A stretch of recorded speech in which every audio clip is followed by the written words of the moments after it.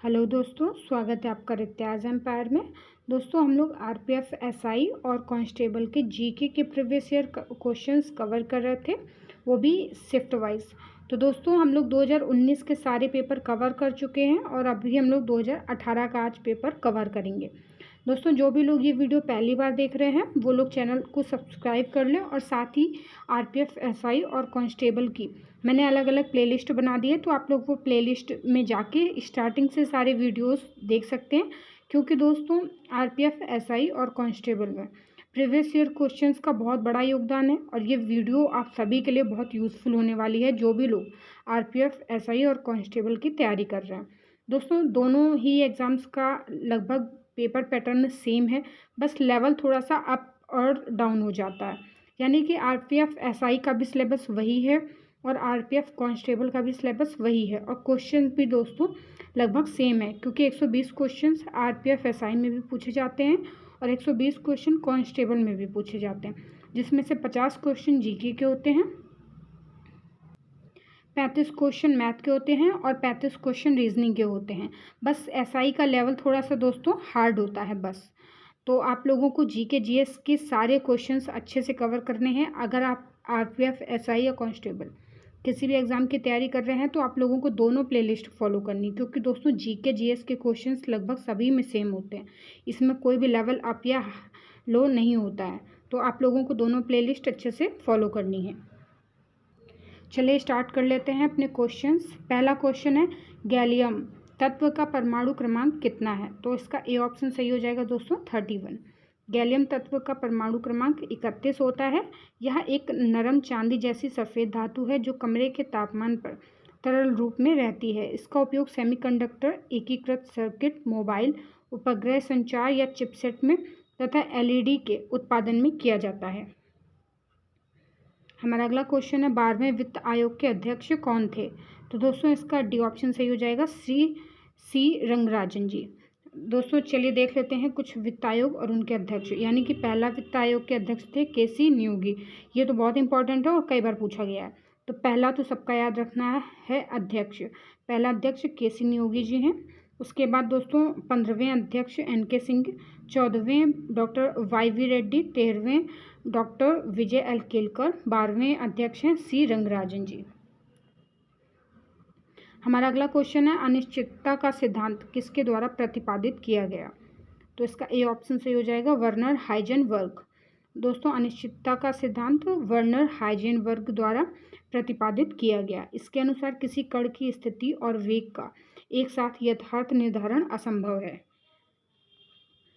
हमारा अगला क्वेश्चन है, निम्न में से कौन सा यूनेस्को के अंतर्गत शामिल विश्व विरासत स्थल नहीं है? तो दोस्तों इसका डी ऑप्शन सही हो जाएगा, चांद मीनार। चांद मीनार यूनेस्को के अंतर्गत शामिल विश्व विरासत स्थल नहीं है। चांद मीनार या चंद्रमा की मीनार भारत के दौलताबाद महाराष्ट्र में एक मध्ययुगीन मीनार है। यह मीनार भारत की दूसरी सबसे बड़ी मीनार है। उल्लेखनीय है कि भारत में वर्तमान में शामिल विश्व विरासत स्थल नहीं है। चांद मीनार या चंद्रमा की मीनार भारत के दौलताबाद महाराष्ट्र में एक मध्ययुगीन मीनार है। यह मीनार भारत की दूसरी सबसे बड़ी मीनार है। उल्लेखनीय है कि भारत में वर्तमान में 42 यूनेस्को विश्व धरोहर स्थल मौजूद हैं। हमारा अगला क्वेश्चन है, एडम गिलक्रिस्ट का उपनाम क्या है? तो दोस्तों इसका सी ऑप्शन सही हो जाएगा, चर्ची। पूर्व ऑस्ट्रेलियाई विकेटकीपर एडम गिलक्रिस्ट को अंतर्राष्ट्रीय क्रिकेट में उनके उपनाम चर्ची या गिली से भी जाना जाता है। उन्होंने 1999 में एक दिवसीय मैचों में अंतर्राष्ट्रीय क्रिकेट में पदार्पण किया तथा 2008 में अंतर्राष्ट्रीय क्रिकेट से संन्यास ले लिया। हमारा नेक्स्ट क्वेश्चन है दोस्तों, भारतीय संविधान की 8वीं अनुसूची संबंधित है। तो दोस्तों इसका बी ऑप्शन सही हो जाएगा, आधिकारिक भारतीय भाषाओं से। चलिए इसकी व्याख्या देख लेते हैं। भारतीय संविधान की 8वीं अनुसूची आधिकारिक भारतीय भाषाओं से संबंधित है। संविधान की 8वीं अनुसूची में कुल 22 भाषाएं शामिल हैं।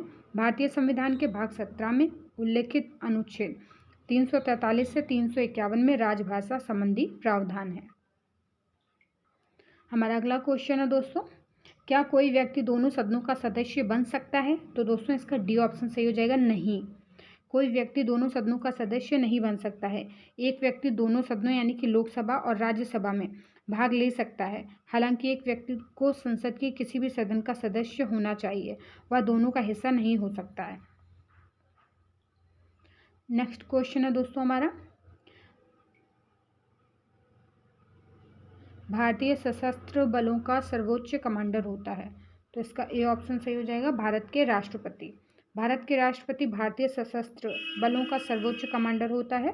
भारतीय संविधान का अनुच्छेद 54 राष्ट्रपति के चुनाव से संबंधित है। राष्ट्रपति राष्ट्र का प्रमुख होता है। अनुच्छेद 52 और वह देश का प्रथम नागरिक भी होता है। हमारा अगला क्वेश्चन है दोस्तों, नील विद्रोह निम्न में से किस राज्य में हुआ। तो इसका सी ऑप्शन सही हो जाएगा, पश्चिम बंगाल में। वर्ष 1859 से 60 में बंगाल में हुआ नील विद्रोह किसानों का अंग्रेजी शासन के विरुद्ध पहला संगठित व सर्वाधिक जुझारू विद्रोह था। विद्रोह की पहली घटना बंगाल के नादिया जिले में स्थित गोविंदपुर गांव में सितंबर 1859 में हुई। स्थानीय नेता दिगंबर विश्वास और विष्णु विश्वास के नेतृत्व में किसानों ने नील की खेती बंद कर दी।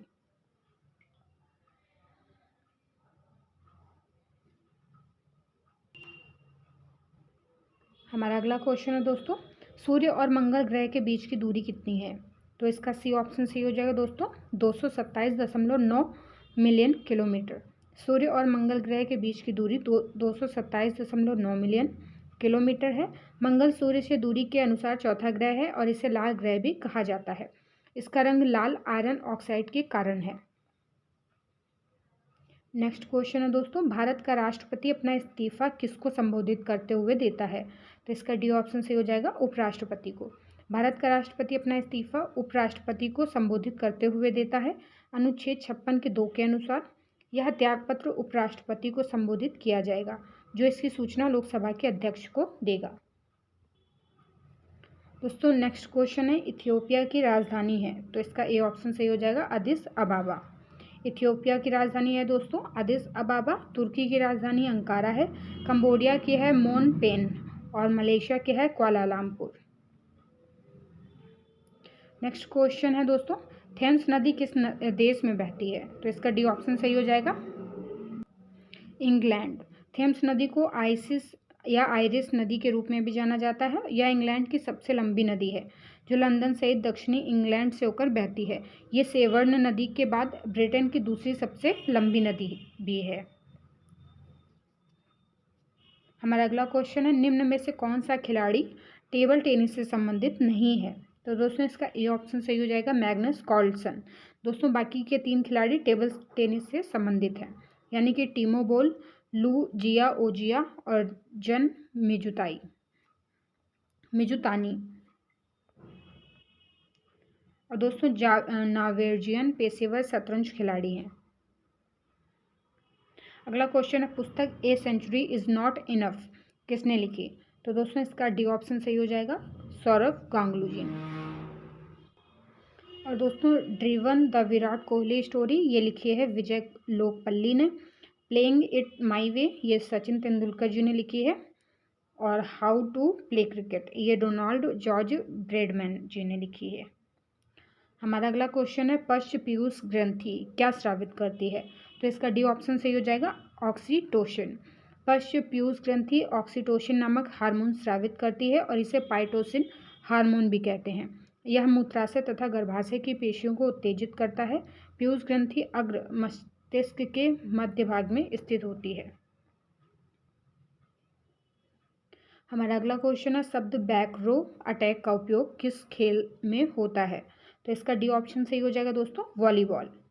वॉलीबॉल से संबंधित कुछ शब्दावली देख लेते हैं, बैक रो अटैक, क्विक स्मैक और ब्लॉकिंग। क्रिकेट से संबंधित दोस्तों शब्दावली है चाइनामैन, पॉपिंग, क्रेज। और पोलो से संबंधित है बंकर, चक्कर, एंगल शॉट। और हॉर्स रेसिंग से जॉकी, पंट और स्टीप लचेज। हमारा अगला क्वेश्चन है दोस्तों, पत्तियों के एपिडर्मिस में पाई जाने वाली वे संरचनाएं जो वाष्पोत्सर्जन और गैसीय अंतरण की प्रक्रिया को नियंत्रित करती हैं। दोस्तों इसका सी ऑप्शन सही हो जाएगा, स्टोमेटा। रंध्र या स्टोमेटा पत्तियों के एपिडर्मिस में पाई जाने वाली वे संरचनाएं हैं जो वाष्पोत्सर्जन और गैसीय अंतरण की प्रक्रिया को नियंत्रित करती हैं। पत्तियों की बाह्य त्वचा पर छोटे छोटे छिद्र पाए जाते हैं जिन्हें रंध्र या स्टोमेटा कहते हैं। अगला क्वेश्चन है 19वीं शताब्दी में खोंड जनजाति के लोग कहाँ के जंगलों में निवास करते थे? तो इसका डी ऑप्शन सही हो जाएगा दोस्तों, उड़ीसा। 19वीं शताब्दी में खोंड जनजाति के लोग ओडिशा के जंगलों में निवास करते थे। वे द्रविड़ भाषा परिवार की कुई और इसकी दक्षिणी बोली कुवी बोलते थे। उल्लेखनीय है कि ओडिशा में नियमगिरी पहाड़ियों पर विशेष रूप से कमजोर जनजातीय समूह डोंगरिया खोंड का निवास है। दोस्तों हमारा अगला क्वेश्चन है, सामान्य तौर पर लोकसभा के सदस्यों का कार्यकाल 5 वर्षों का होता है, लेकिन इसे पहले भी खत्म किया जा सकता है। तो इसका सी ऑप्शन सही हो जाएगा दोस्तों, राष्ट्रपति के द्वारा। सामान्य तौर पर लोकसभा के सदस्यों का कार्यकाल दोस्तों 5 वर्ष का होता है, परंतु राष्ट्रपति के द्वारा इसे पहले भी खत्म किया जा सकता है, क्योंकि राष्ट्रपति के पास दोनों सदनों यानी कि राज्यसभा और लोकसभा को बुलाने और सत्रावसान करने, लोकसभा को भंग करने और सदनों के सत्र में नहीं होने पर अध्यादेश जारी करने की भी शक्ति है। हमारा अगला क्वेश्चन है, निम्न में से किसे अब तक पूर्ण राज्य का दर्जा प्राप्त हो चुका है? तो इसका ए ऑप्शन सही हो जाएगा दोस्तों, सिक्किम। सिक्किम वर्ष 1947 तक खंडित भारत का एक शाही राज्य था जहां चोग्याल का शासन था। सिक्किम को 36वें संविधान संशोधन अधिनियम 1975 के तहत भारतीय संघ का 22वां राज्य बनाया गया। सिक्किम के उत्तर एवं उत्तर पूर्व में चीन, पूर्व में भूटान और पश्चिम में नेपाल तथा दक्षिण में पश्चिम बंगाल से घिरा है। हमारा अगला क्वेश्चन है दोस्तों, आधुनिक जीवाणु विज्ञान के जनक कौन है? तो इसका डी ऑप्शन सही हो जाएगा दोस्तों, रॉबर्ट कोच। जर्मन चिकित्सक रॉबर्ट कोच को उनके काम के लिए आधुनिक जीवाणु विज्ञान का जनक माना जाता है, जिसमें उन्होंने दर्शाया था कि विशिष्ट रोग पैदा करने के लिए विशिष्ट रोगाणु जिम्मेदार होते हैं। इन्होंने एंथ्रेक्स के लिए जिम्मेदार बैक्टीरिया के जीवन चक्र की खोज की और उन बैक्टीरिया की पहचान की जो तपेदिक और हैजा का कारण बनते हैं। गौरतलब है कि जीवाणु की खोज 1676 ईस्वी में हॉलैंड के एंटोनी वॉन ल्यूनहॉक ने की थी और इन्हें जीवाणु विज्ञान का पिता कहा जाता है। हमारा अगला क्वेश्चन है, ऑक्जेलिक अम्ल का IUPAC नाम क्या है? तो इसका डी ऑप्शन सही हो जाएगा, एथेनेडिओइक अम्ल। ऑक्जेलिक अम्ल का IUPAC नाम एथेनेडिओइक अम्ल होता है और यह पोटेशियम और कैल्शियम लवण के रूप में बहुत से पौधों में पाया जाता है और इसका रासायनिक सूत्र C2H2O4 होता है और इस एसिड का उपयोग मुख्य रूप से सफाई कार्यों के लिए किया जाता है क्योंकि इसमें ब्लीच जैसे गुण होते हैं। हमारा अगला क्वेश्चन है, 1929 में भारतीय राष्ट्रीय कांग्रेस का अधिवेशन कहाँ हुआ? तो इसका बी ऑप्शन सही हो जाएगा, लाहौर में।